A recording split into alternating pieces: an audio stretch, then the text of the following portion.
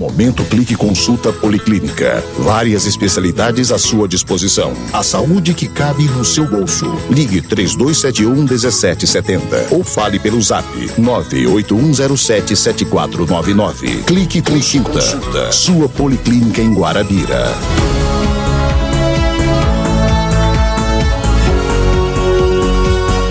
Pois é, vamos falar de saúde. Hoje, doutora Simone Grilo nos presenteia com a sua presença. Vamos falar de temas importantes da endocrinologia e ela sempre traz novidades pra gente. Bom dia, doutora Simone, seja bem-vinda ao programa. Bom dia, Guarabira FM, bom dia aos ouvintes de Guarabira, do Brejo, a todos que fazem a rádio. Mais uma vez a gente está aqui para falar sobre saúde, né? E vamos assim hoje um pouco, Rafael, continuar para finalizar um pouco sobre tireoide, né? Isso. A gente, da última vez que esteve aqui, falou um pouco sobre a glândula, sobre o hipotireoidismo. Hoje nós vamos falar sobre o hipertireoidismo e vamos falar também sobre nódulos de tireoide, né? Que é uma dúvida bem frequente. O que é que eu faço quando eu tenho um nódulo? Como eu vou proceder? É cirúrgico ou não é? Toda essa questão. Hoje a gente vai falar um pouquinho sobre isso aí. Muito bem. Se você tiver dúvidas sobre o assunto, você pode mandar para a gente, para a doutora Simone começar a comentar. Mas antes de você mandar a sua mensagem, vamos retomar, doutora, para quem não pegou a sequência anterior, né? Exatamente. Vamos fazer uma revisão. Tireoide, né? A tireoide é uma glândula que está na região do pescoço. Essa região do pescoço é essa região anterior, a região da frente do pescoço.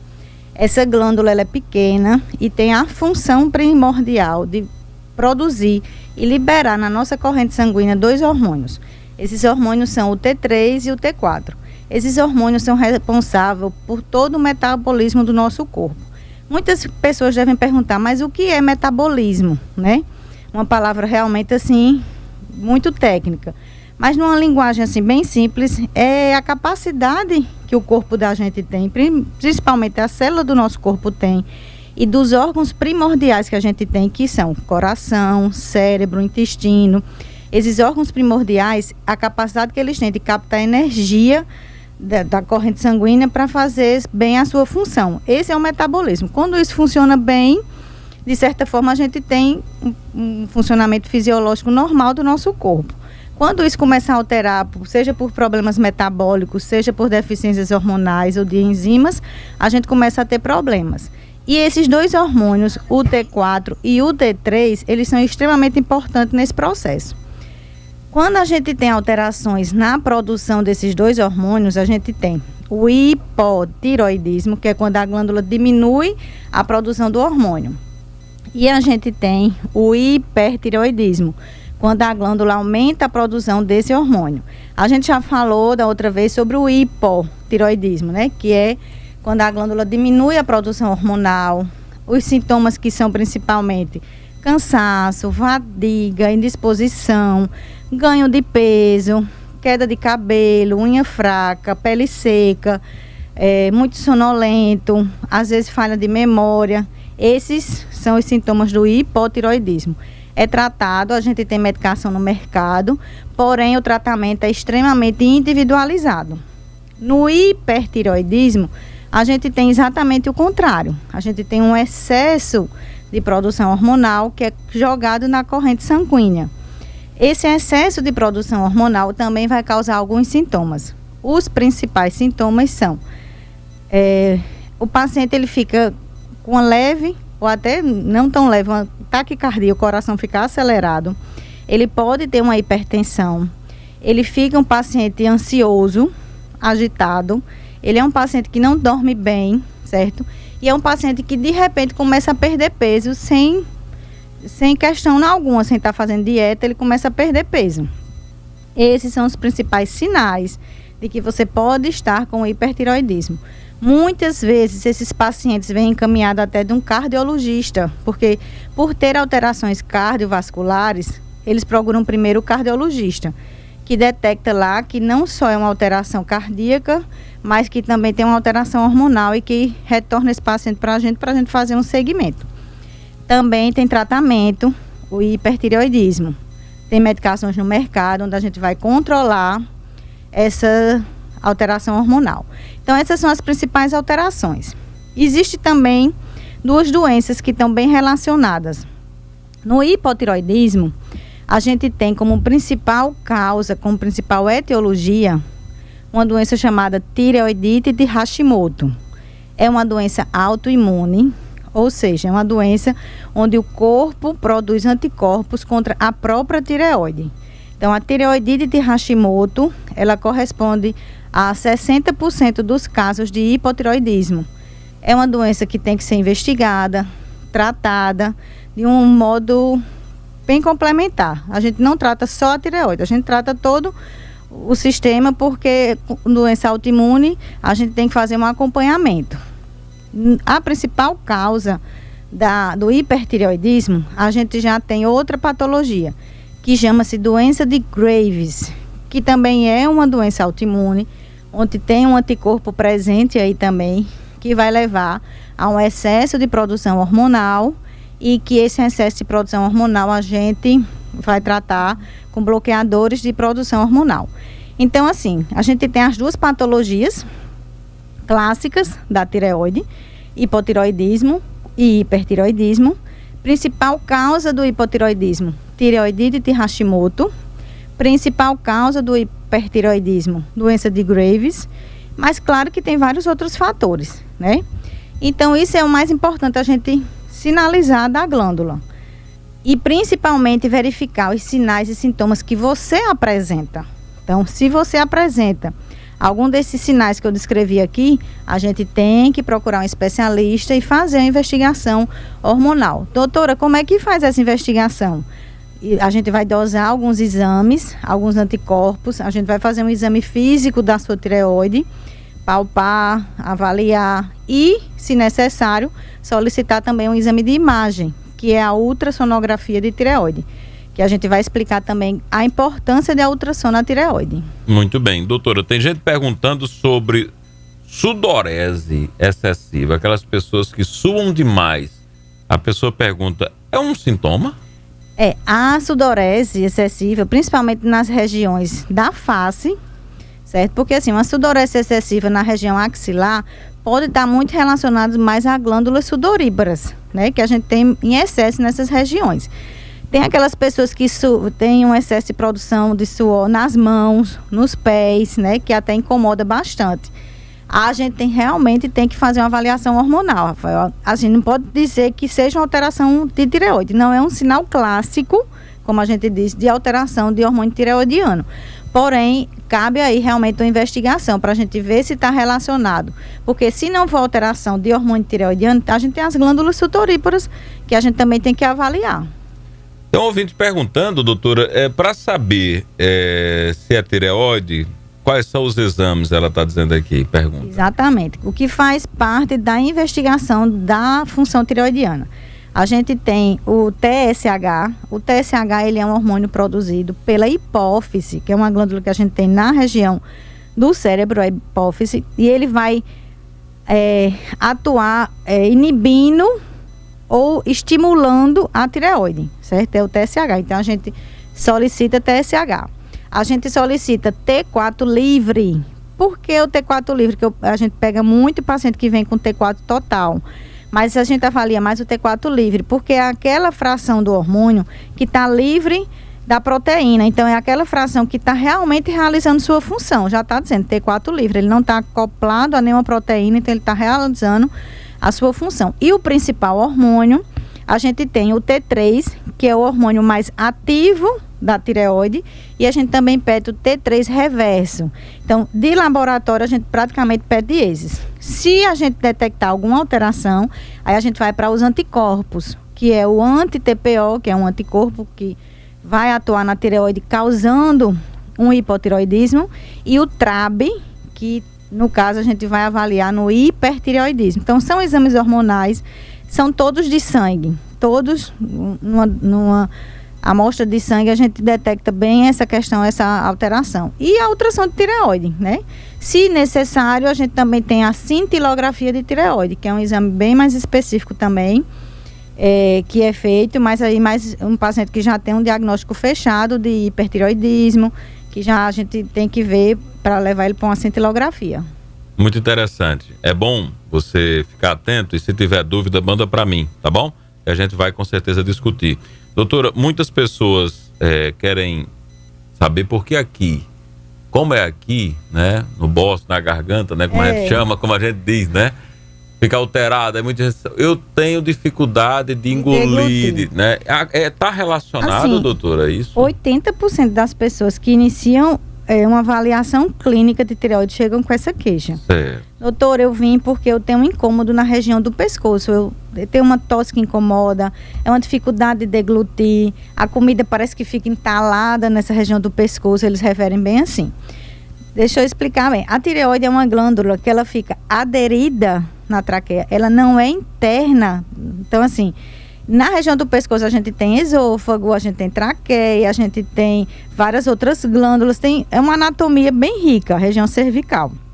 A tireoide é uma composição dessa região cervical. Eu diria até que é a menor dessa região, assim, muito pequena. A tireoide, ela tem um tamanho normal de ultrassom que varia de 6 a 14 centímetros cúbicos. Então, ela é pequena, tem um formatozinho de borboleta, fica bem na região anterior do pescoço. E muitas vezes, quando eu vou fazer o exame físico, que eu vou palpar a tireoide do paciente, eles já se assustam, porque dizem, não, mas aí não dói. Aí eu digo, porque aqui é sua tireoide não dói. Na verdade, a tireoide só vai doer se ela estiver muito, mas muito inflamada, que é uma tireoidite. Aí a gente vai realmente iniciar até algum anti-inflamatório se for necessário. Mas assim, essa queixa principal da região do pescoço, Rafael, tem demais. Então eu oriento sempre aos pacientes. A gente vai investigar. Ele está aqui, a gente vai investigar toda a função tireoidiana. Se a gente não vê nenhuma alteração, ele vai ser encaminhado para um específico. Às vezes pode ser uma doença de refluxo, que muitas vezes é uma doença de refluxo. Pode ser alguma outra patologia. Então, assim, tudo isso a gente vai fazer o seguimento. Mas, assim, a gente não pode... Dói. Não dói. Não dói. E, assim, eu digo muito aos... Medicina, a gente não é ciência exata. Então, não vou dizer assim, olha, isso aí não é tireoide. A gente vai investigar. Mas, provavelmente, isso não é uma alteração relacionada à função da tireoide. Que coisa, né? Agora, doutora, por que quem sofre da alteração na tireoide, registrando aqui Rogério Wilk, que chegou para os registros aqui da doutora Simone, por que quem sofre da alteração na tireoide é impaciente? Fica agitado, doutora. Exatamente. Provavelmente... Porque meu negócio é aqui, mas eu sou agitado. Geralmente as mulheres, né? São estressadas, não tem paciência de ouvir nada. É agonia. Olha, assim... a gente tem, principalmente o homem, ele tem na anatomia o que a gente chama de pomo de Adão, né? Assim, que é essa região mais proeminente do pescoço. Isso é uma região anatômica e fica mais evidente nos homens. É um ossozinho que a gente tem aqui. Então, isso aí não é... A tireoide é bem abaixo disso aqui, certo? Então, fica nessa região bem abaixo desse... que a gente chama pomo de Adão, da região cervical. O homem é mais evidente, porém a mulher também tem, certo? Outra coisa bem comum, doutor, eu tô com essa papada aqui, eu acho que é tireoide. Não é tireoide essa papada, infelizmente. Olha aí. Essa papada a gente tem que ver outras questões aí. É outra coisa, né, doutora? Mas assim, essa agitação está muito relacionada a um hipertireoidismo, certo? Então assim, se você é uma pessoa agitada, que o povo diz é ligado no 220, é uma pessoa agitada, está sempre ativo, provavelmente quando a gente vai investigar, tem um hipertireoidismo aí. Aquela pessoa também que tem uma doença ativa de Graves, ela tem a exoftalmopatia.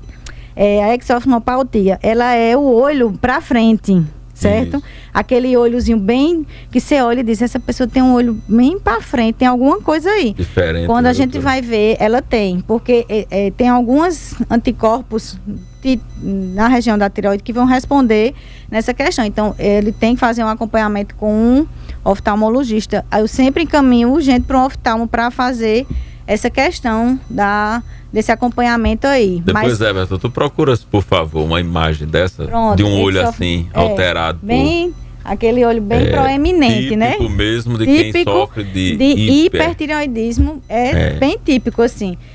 A gente olha para o paciente, às vezes, até na rua, assim, no lugar, a gente já vê. Acho que aquele paciente tem hipertireoidismo. Porque é um sinal, é um sinal bem clássico. É um sinal. Eu acho que aqui não tem... Aqui não tem, não. Acho que o petit ainda tem um pouquinho. Tem um pouquinho petit. Porque os olhos petit é meio estufado mesmo. Assim, que não é tão... Depois coloca aí só pra gente identificar. Essa imagem que é bem importante, porque assim, às vezes a pessoa acha que não, é normal, eu sempre fui assim, e quando a gente vai investigar tem uma doença e que altera outras funções extremamente importantes. E assim, pode ter prejuízos realmente da questão visual. E tu ficou espantado, mas é porque o homem também, né, doutora? Mas desse estúdio, eu acho que ele é o maiorzinho. Porque o olho é grande mesmo, viu? Brincando, PT. Martins, tem uma pergunta antes da imagem chegar? Diga aí, Martins, alguém está participando? A gente agradecer, né, Rafael, aqui a presença da doutora Simone. É verdade. É um dia assim muito movimentado. Doutora Simone, a pergunta vem de Alagoa Grande. Salete Barreto está perguntando. Está parabenizando também a sua entrevista de hoje. Ela diz aqui: quem tem problema de tireoide pode tomar café? Olha aí, a cafeína. Vamos lá, a cafeína. Né? Muito importante. Assim, a cafeína, ela é um estimulante, certo? Então, assim, o café deixa a gente mais ligado. Tanto é que uma das primeiras bebidas que a gente toma para acordar, né? Realmente, assim.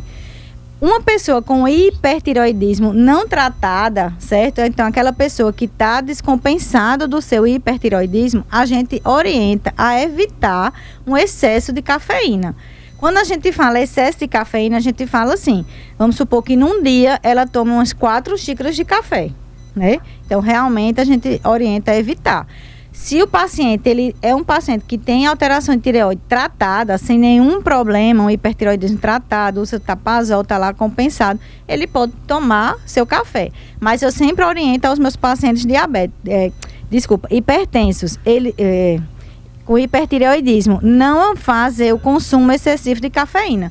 Ou outros estimulantes que também tem por aí. Essas bebidas... Que diz assim, doutora, eu não vivo sem café e tal, né? Aí logo você pode tomar um pouquinho. Pode. Como eu disse, assim, até 2 xícaras de café num dia, não tem nenhum... É tolerável. Né? Agora, tem gente que é movido a café. Então, tomar uma garrafa não uma garrafa de café. Então, assim, realmente não. Outra coisa que eu sempre oriento, os pacientes também que têm hipertireoidismo, ou até hipo também, mas principalmente o hiper, abandonar o cigarro, né? Se ele for fumante, também a nicotina, não fumar. Certo? Geralmente café é um gatilho para quem fuma. Exatamente. Né? Quem fuma, toma café, fica nesse jogo, né? Meu Deus do céu. Então, assim, evitar. Aí eu tenho muita dúvida com relação à alimentação e tireoide, né? É uma questão, assim, bem interessante. Assim, não existe uma relação direta com nenhum alimento. O principal seria o iodo, que é o sal. Mas, assim, a gente sempre orienta não exagerar na ingestão de sal. Mas não só pela tireoide, por vários outros fatores que a gente tem. Hipertensão, doença cardiovascular, né?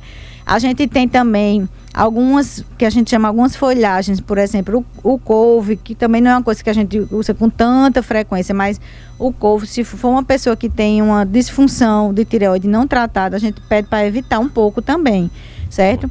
E algumas também castanhas, por exemplo, essa castanha do Pará e a castanha do caju. Como não é uma coisa que também, a não ser que você compre 1 quilo de castanha e coma inteiro, né?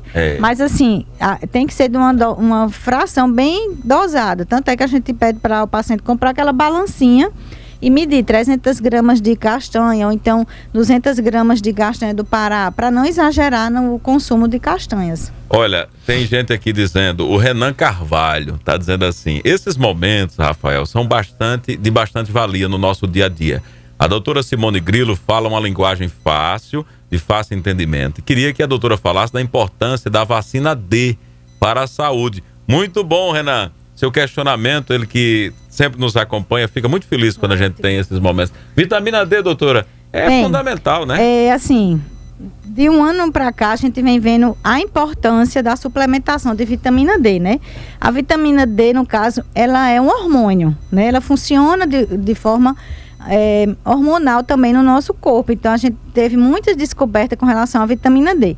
E a principal é que ela fortalece o nosso sistema imunológico, né? Por isso que teve essa questão toda da suplementação de vitamina D. E a gente percebe também o quanto é insuficiente nos pacientes. Quando a gente dosa, a gente mora numa região assim que tem um inverno assim curto, né? De certa forma, a gente tem mais sol do que chuva. Claro que a gente tem alguns dias de chuva. E então a gente pensa assim, não, mas eu tomo sol, eu vou ali, ando na rua, pego o sol. Mas quando a gente vai dosar, a gente tem uma insuficiência, vitamina D muito abaixo de 20, vitamina D bem abaixo do desejado. Então, essa insuficiência da vitamina D causa vários fatores, né? Causa, de certa forma, uma indisposição, diminui o seu sistema imunológico.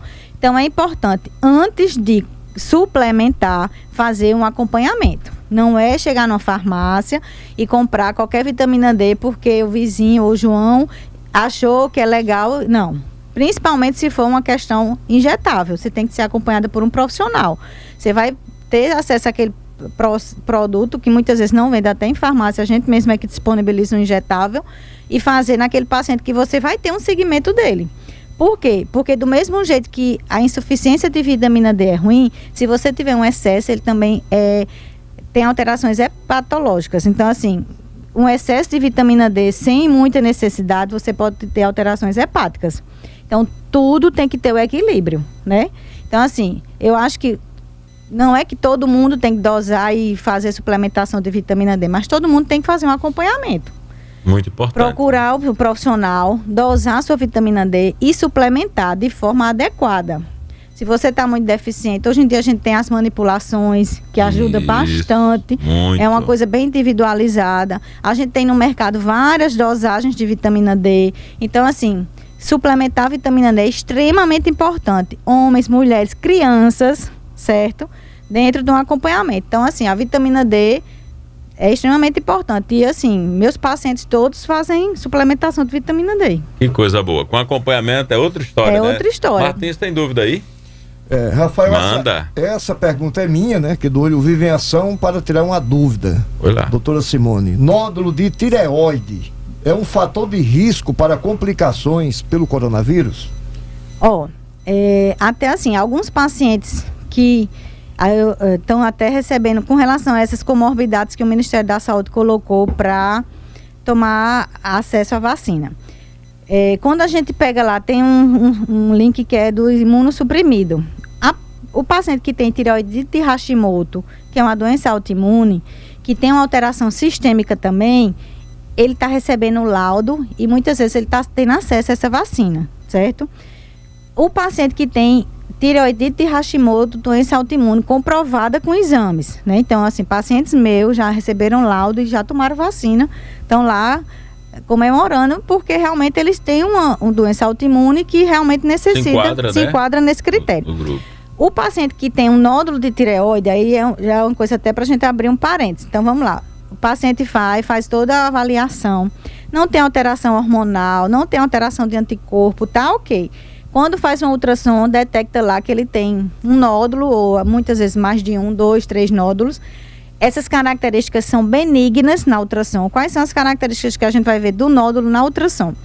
Vai ver o tamanho do nódulo, vai ver se ele é regular ou irregular, vai ver se ele tem calcificações no interior dele, vai ver se ele tem a largura maior do que o comprimento, né?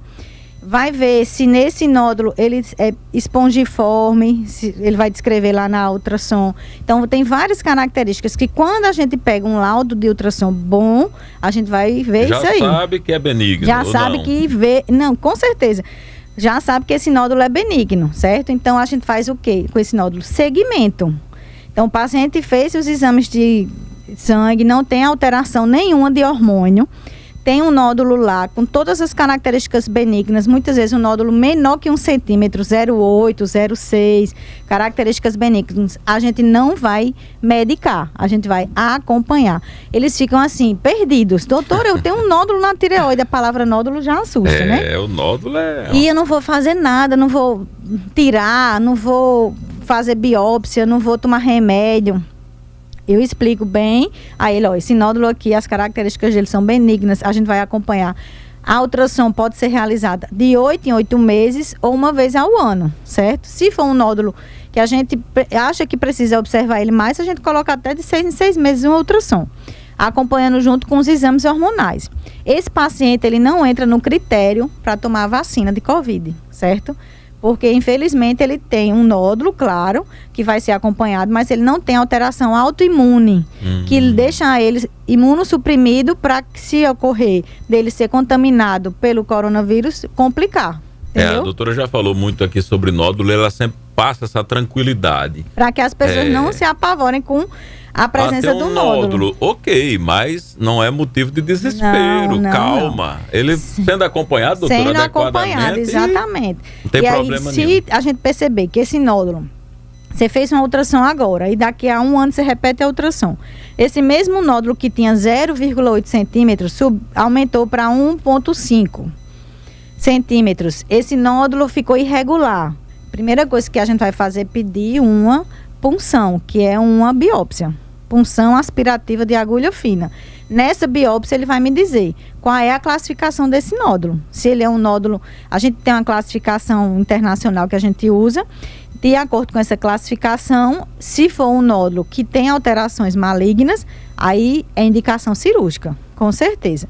Se for um nódulo que não tem alteração nenhuma, é o nódulo mesmo tendo esse crescimento, de certa forma, em 1 ano, tendo mudado algumas características, mas ele é um nódulo benigno, a gente vai acompanhar da mesma forma. Continua acompanhando. Muito bem. Doutora, eu quero mostrar a imagem e depois encerrar com uma pergunta aqui de um ouvinte.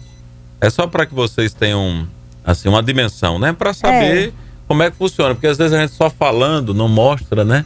A gente não consegue ter uma dimensão do que o olho pode representar. Pronto. Seria isso, doutora? Exatamente. Olha aí. Isso aí é um clássico olho de doença de Graves, né? É que sofre uma pautia. Então, assim... É como se fosse assim para frente, né, doutora? Exatamente, assim, para frente. Muitas vezes o paciente reclama de ardor, ele diz que arde o olho, certo? Como se fosse areia. Ele diz, doutora, parece que tem areia no meu olho. É dessa forma que ele descreve. E às vezes a gente faz até o teste, manda ele fechar o olho e abrir. Ele até tem dificuldade de fechar e abrir o olho. E realmente, principalmente esse é o incômodo. Tem areia no meu olho, fica sempre coçando. Que coisa. Aí a gente tem que fazer um acompanhamento associado junto com um oftalmologista. Interessante, né? Eu vou fechar com uma pergunta de um ouvinte aqui, dizendo o seguinte: Rafael, alguns meses venho tendo um pigarro forte, um incômodo na garganta, logo cedo. Depois do almoço, nunca fumei. E até 2 meses atrás fiz exames de sangue para ver a questão da tireoide. Deu tudo normal. É o Ninho, lá de Duas Estradas, que ficou preocupado, doutora, porque esse pigarro está aparecendo com a frequência. E não tinha. Assim, não tem como a gente fechar um diagnóstico, né? Mas assim, pela clínica dele, provavelmente ele pode ter uma doença de refluxo, né? Muito relacionada. Muito relacionada a isso, porque assim, o pigarro está muito relacionado a esôfago, faringe, alguma coisa assim, até uma rinite pode levar a esse pigarro. A tireoide não causa pigarro nenhum. Tá nenhum. Olha aí, Ninho, fique tranquilo. Por isso que no sangue ele disse que lá no teste deu iódio. No máximo, se ele tivesse uma alteração grande de tireoide, todo mundo ia olhar para ele e ia dizer assim: Ninho, faça uma ultrassom que teu pescoço está crescido. Porque muitas vezes as pessoas vêm já com a ultrassom, que diz, doutora, minha vizinha disse que achou meu pescoço tão grande, eu fui fazer uma ultrassom. E quando chega, realmente tem lá um nódulo, 2, 3 centímetros já, de certa forma proeminente, que está sendo visível, né? Na palpação eu sinto e que já é visível. Então, assim, esse sintoma de tosse, pigarro, dificuldade de deglutir, eu diria assim que 90% não é relacionado à glândula de tireoide, mais uma vez.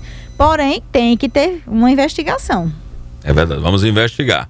Exatamente. Bom, doutora Simone Grilo, eu quero só ressaltar mais uma vez que a Clique Consulta tem um serviço de ultrassom, inclusive para a tireoide, que é muito importante, doutora. Não tem como somente a clínica, né? Tem que ter exame. Assim, os exames complementares, que a gente chama exame de sangue, exame de imagem, a gente chama de exames complementares, que eles são extremamente importantes na clínica do profissional.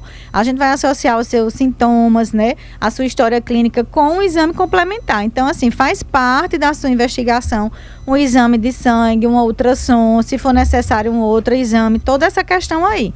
Então, assim, a Clique está com esse novo serviço de ultrassom para facilitar o acesso do usuário, que chega lá, faz a consulta, faz os exames e a gente faz a ultrassom também. Muito bom. Então procure a Clique Consulta Martins Júnior, que tem a especialista e também o exame. Aí vai dar tudo certo. Combinando, essa junção aí, minha amiga, essa dupla vai longe. Muito mais obrigado, uma vez, doutora. obrigada pelo espaço. Viu? E assim, vamos se cuidar, vamos avaliar a sua tireoide. As mulheres, principalmente também com relação à questão que inicia o climatério, tem outras alterações, o homem também e as crianças também. Não tem essa questão de faixa etária nem de sexo, não. Todo mundo tem que cuidar da tireoide. É isso aí, falou a doutora Simone Grilo, endocrinologista, é autoridade no assunto, viu? Muito bem.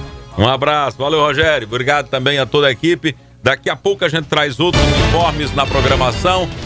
Uma sexta-feira assim de chuva. Só dá vontade de estar em casa, deitado, dormindo, né? Mas vamos acordar que é dia de trabalho.